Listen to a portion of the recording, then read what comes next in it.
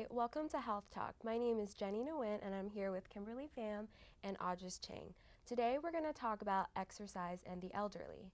Exercise is something that is hard for pretty much everyone to get into a good routine with, but even more so with the elderly because they don't have time or they feel like they can't stand up and do rigorous exercise. A lot of the times elderly people have weakened muscles due to inactivity, and this isn't even necessarily because they're old, it's more just they don't use it. Like even athletes who get surgery and then they don't practice for weeks or months, their muscles will weaken and then they'll have to just start training them again.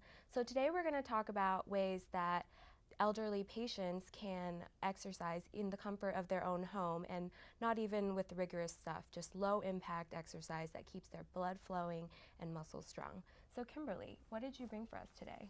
So I have here a few pictures of some positions that you can get into to exercise, especially for the elderly because it's hard to be mobile when you get a little bit older.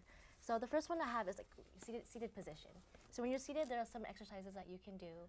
Right. And so some seated exercises that I've seen before are simply just putting your two palms up underneath the table and pushing up.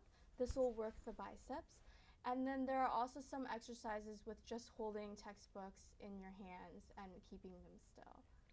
What can you do with things like water bottles if you don't have dumbbells or if dumbbells are too heavy? Dumbbells are too heavy sometimes. So then we encourage the elderly to use water bottles just as substitute for dumbbells. Mm-hmm. And you can even carry these while you're walking, going for a brisk walk, and we have some other things here that like you might find in your house that you could use.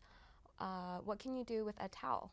Right, so a towel, you can use it as kind of a resistance, and pulling against it will help you train your muscles as well and build them up. Yeah, and you can do all of this by sitting. You could even use a trash bag as a resistance band, just going like this or up here, stretching. It's really good to stretch. We also have a tennis ball, and this is really good to squeeze just to get the blood flowing and the arm active. So those are some things we can do by sitting. And what other positions can we? yeah, so next you have lying down. So when you're lying down, there are a variety of things that you can do. You can lift your legs and just stretch. Yeah, just lift it up like that, like go back up and down, or you can lift your arms while holding water bottles or having some kind of weight there. Yeah. You could even lift your legs and move them side to side to get some hip motion. And it will exercise a lot of some muscles that you don't even think about, especially on the hips, the sides, and even on the insides. So some exercises you can move your legs out. You can pull them back in. You can also go forward motion and also bend them. And actually keeping your legs higher, the less strain it is on yourself. So depending on how much you're training. Yeah. And then Next would be aquatic standing position. Right. So some standing position exercises I've seen just in Tai Chi, even just getting you moving very slowly and feeling really just the power within you. And some other exercises, I guess yoga too. There are a lot of standing positions in yoga, warrior poses, and just strengthening your leg muscles. yeah, and when you stand, you can do basic stretches with the resistance bands. You can lift water bottles, and when you stand, you can also I guess if you can manage the jumping, you can do like light jumping jacks or even just jumping side to side. And even if you can't jump, I think you can also just stand up on your tiptoes. Oh yeah, calf raises. Those are great for your legs. What else do we have here? Next, you can also do some water exercises. So Water exercises are great because they're low impact because the water takes away all that gravity and all the pressure off the joints. So you can do like just any of the things we talked about in the water, or you could even walk in the water or run in the water. There's these flotation belts that you can wear. I've seen athletes use them for rehab, where you wear them around your waist and they keep your body from the waist up above the water, and you can do laps. Like you can run to the other end and back, and that's really good. It's actually recommended for runners training for a race to do that on 1 day a week instead of running, because it takes the pressure off their knees, which is something that a lot of elderly patients are concerned with. And then swimming is always great. That's a great cardio exercise. Right. So yeah. Since swimming works, I believe, all the muscles. Yes. Yeah, so it's great for That'll get the blood flowing everywhere. And the more you use your muscles, the stronger they'll be, because they're constantly contracting and working to move your bones, and then you'll be more balanced because your muscles can support your bones when you walk or do any kind of physical activity. Right. And they also have some, you can wear resistance weights. So those, like, you just put on your, like, the bottom of your feet, and you can do some, like, light walking, or you just do some leg lifts, right? Yeah. And things like that. Yeah, and you could wear weights on your arms while you do this, or you can carry the water bottle while you walk. And this would be great because you can go on a walk with your friends, and you can talk with your friends, and Just have fun. exactly. Relax. It makes exercise not a chore. And I think a lot of people kind of see it as, oh, I have to go Right. exercise, And but 30 minutes set aside time. yeah, and 30 minutes is really not that long. And if you have a friend, you can just walk and talk and gossip, or, you know.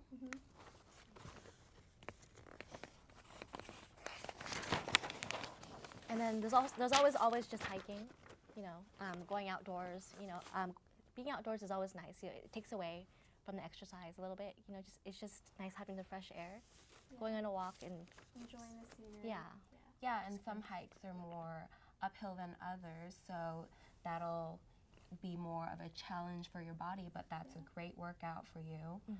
And you can always choose what hikes you go on, longer, shorter. You can cut it short, head back. And there's tons of trails that you can just Right. walk on or bike, but that might be a little dangerous. So aside from things you can do on your own, there's so many YouTube videos or just exercise videos in general nowadays that can like you can do stuff from the comfort of your own home. Like, I know that I love watching like different YouTube videos to do like interval training and Pilates and like all kinds of stuff. So have you seen any I've like seen videos that YouTube you like? videos for yoga, and they actually sometimes offer free CDs for yoga along with a yoga mat if you buy one. And I guess in my experience in yoga, there's a lot of just muscle building, balance, endurance, and even though it's not very cardio related, after building the muscle, then you get the stamina to be able to go and try those cardio workouts. Have you taken a yoga class? Yes, I have. I usually take vinyasa. Can you explain to us what that is? Right. So vinyasa is basically mostly upward standing poses. And in this, you build a lot of leg muscles. You focus a lot of leg muscles, upper arm muscles. And this helps train you to be able to get used to just powering through workouts and cardio. And I found it to be very helpful, especially since I'm kind of clumsy and I fall a lot. So yoga's actually helped me improve my balance, and even if I do fall now, I know the proper way of falling and being able to catch myself. So it's been Yeah, I've taken power yoga. I'm not sure what style that is, but I think it's a little faster, and they just go through all the motions, and I was sweating so much at the end. But it was a really good workout, and the thing with yoga is that you're using your core, and the stronger your core is, the more balanced you are, and like the less probability that you'll fall or like, you know, hit something. Yeah. And I think it's good too, because I know like videos. There are a lot of like videos for beginners on YouTube. So a lot of people are like myself would be just trying it for the first time. And, you know, people want to start off with something a little bit easier. You know? Yeah, and there's so many yoga classes. Like even you don't have to go to like an expensive studio. You can just go to the community center or And they have free classes actually sometimes at the beginning of programs, just for people to get to see what it's like, yoga for beginners, and get used to the instructor, because actually the trainer is really important. You'll have to be listening to them talking to you through the poses all the time. Yeah, I think there's like a store that puts on weekly free yoga at their store. Yeah. So there's Yeah, plenty there of are a lot ways of to do it. resources, Yeah, there's also, if you're a little stronger, you can do Pilates. That's something you can do on your back, and that's also something that really strengthens your core. Do you have any? I actually have. I've done Pilates once, Uh-huh. and from my experience, it was a lot of weights. It felt like it was a lot Oh, of really? muscle building, at least for me. Uh-huh. Maybe it was just the trainer that I had. I actually, Yeah. I do Pilates Okay. quite frequently, and so it's mostly using your core. Like you're laying on your back, you're contracting your stomach, and you like are either simultaneously lifting your arms and your legs, or one or the other.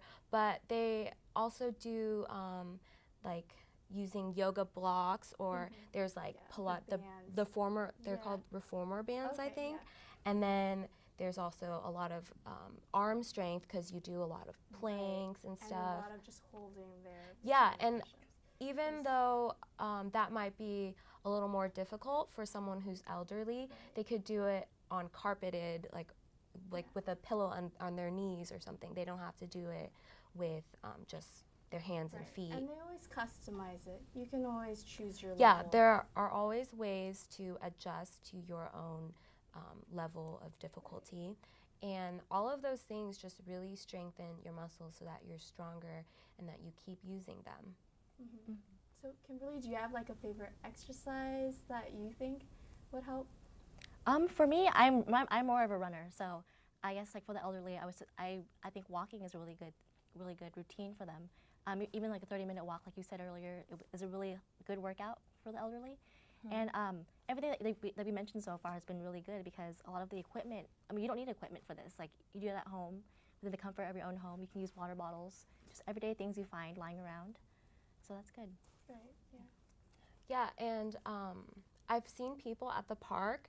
There's these bars that after they walk, they like hang on the bars to like stretch their arms. I think that's really great too. Stretching is really important when you work out before and after, because it warms up your muscles and it makes sure that you don't tweak it in any way that Right. could. You don't want to strain your muscle. Exactly. Yeah. Then you wouldn't be able to exercise as much right afterwards. Yeah.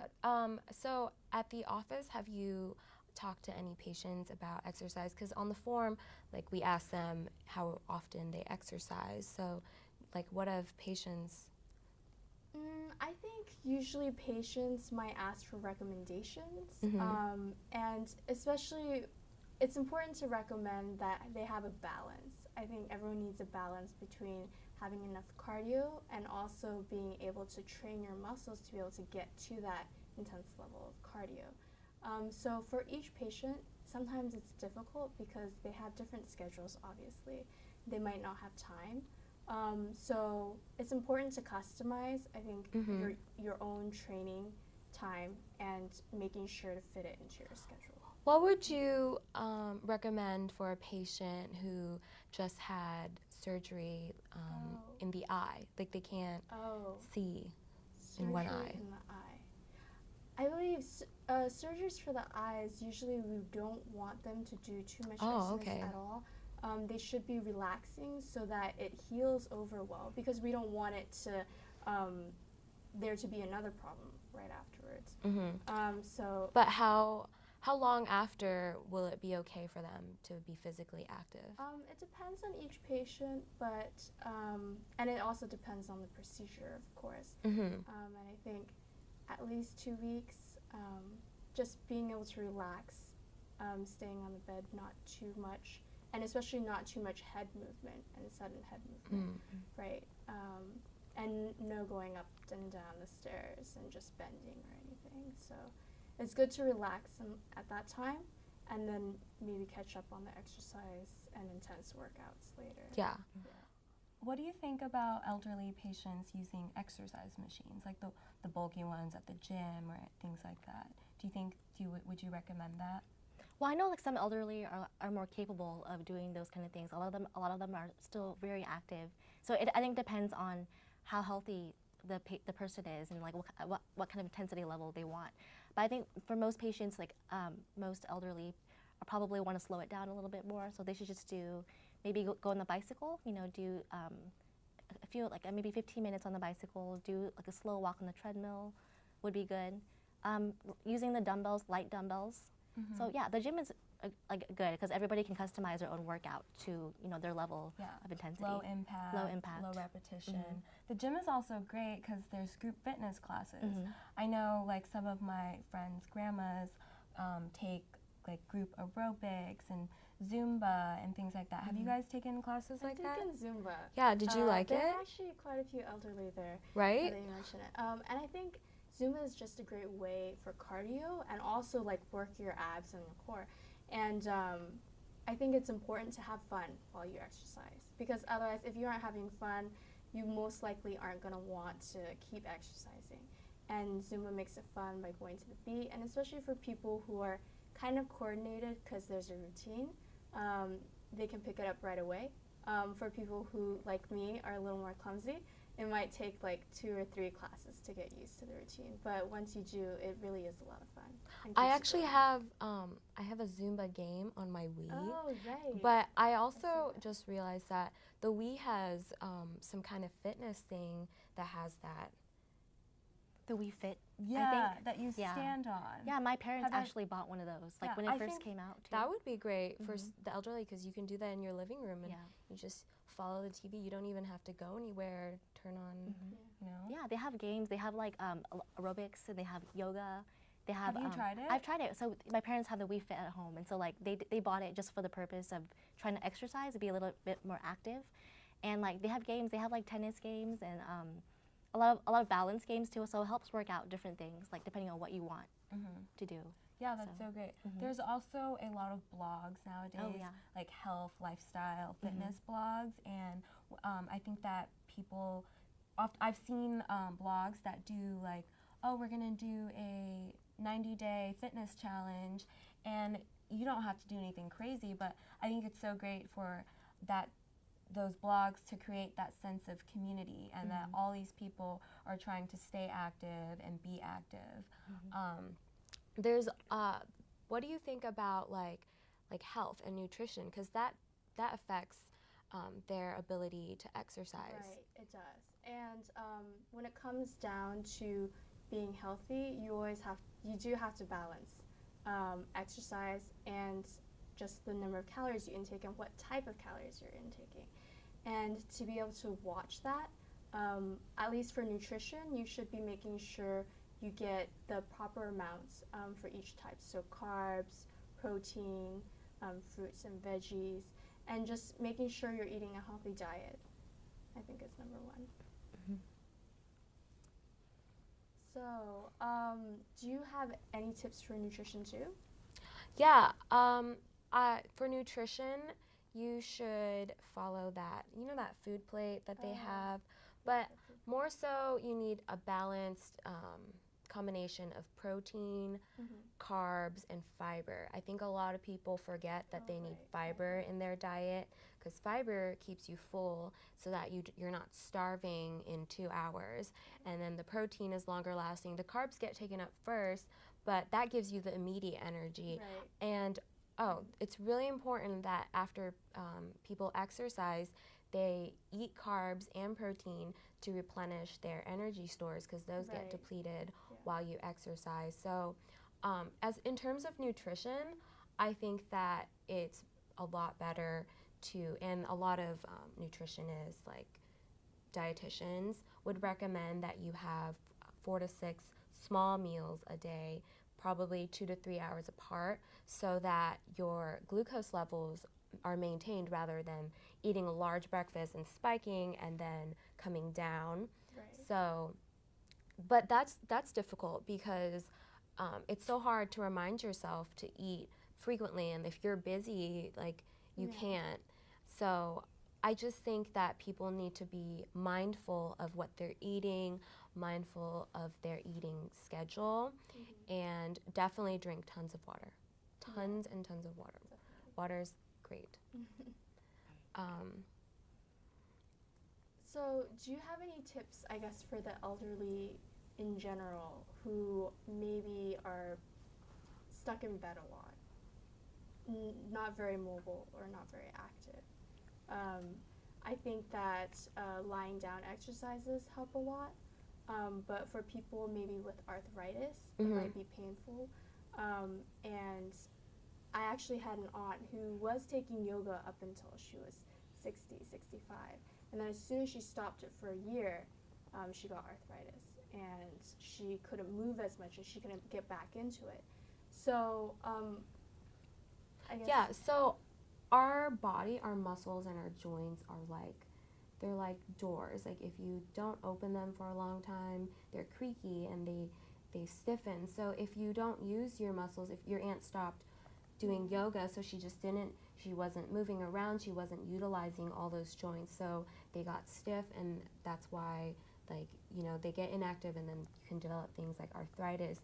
And in those situations, I think that assisted stretching, like in physical therapy, they do a lot of assistive exercises where you guide the person's arm or leg and you show them the correct motion and how they're supposed, like what muscle they're supposed to be contracting.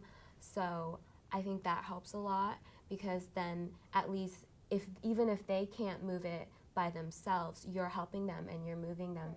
And I mean, hopefully eventually their muscles will be stronger and strong enough to do it on their own, because that's the ultimate goal in PT. You assist them until they are so used to it that they can do it on their own. Yeah. So. What do you think is a good? How do you think that we can get more elderly to exercise? Because I know a lot of them, you know, they don't really know much about these exercises, and like a lot of them don't have access to computers and things like that. So like, what are some other ways? I think having a good them community, sometimes like even neighborhood associations, or talking to your neighbors, talking to friends, keeping in contact with your high school and college classmates, or just coworkers in general, and having that support system, like someone forcing you, oh, we have to exercise today. Actually, my college roommate and I made a pact that we would not get osteoporosis since we were at risk, since we're both short, both Asian, and both female. So we made a pact that when we get older, we would definitely make sure we exercise together.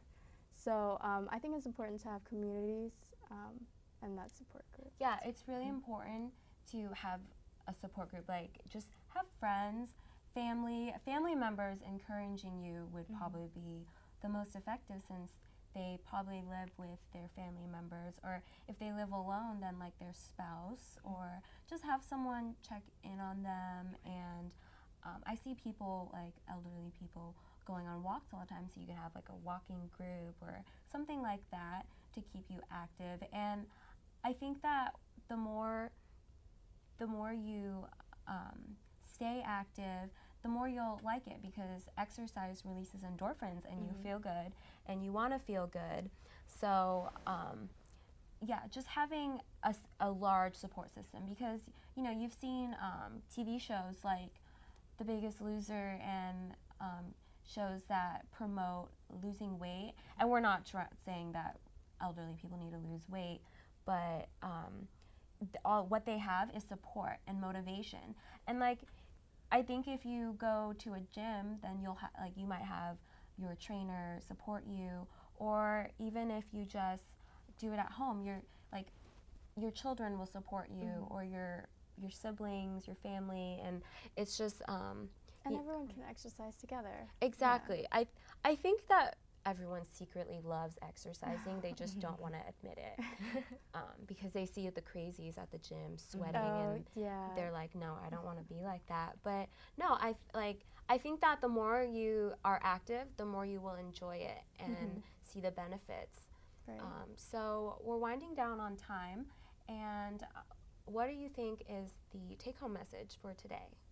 I think it's important to keep active, and even if you aren't right now, you can get back into it slowly, and you'll really like it. You'll enjoy it, and you can always hang out with friends when you're exercising too. So keeping active and doing these things at home, like Right. having options, not feeling like you have to go to a gym. You don't have to sign up for a gym. And You the can fact always that customize your yeah, routine. the fact that you can use things you have lying around the house, like water bottles, trash bags, towels. You could use resistance bands, probably even a rubber band. And I think that like for arthritis, using your hands will help mobilize them. So yeah, those are. And like you said before, going online, going on blogs and looking at YouTube videos and things like that, like you'll find a lot of encouragement from other people who are in the same position as you. Yeah, So I that's good. really think YouTube is such a great tool nowadays for exercising because there's so many YouTube bloggers that have their own channels, and they really I follow one blogger and I feel like I know her. Like I feel like she's there encouraging me, and everyone else that comments is like encouraging each other because we're all in the same boat. We're all trying to be healthy and exercise. And one thing that's important is that you should start exercising when you're young. Don't wait until you're elderly, because the more active you are now, the healthier you will be when you come to that age. That's true.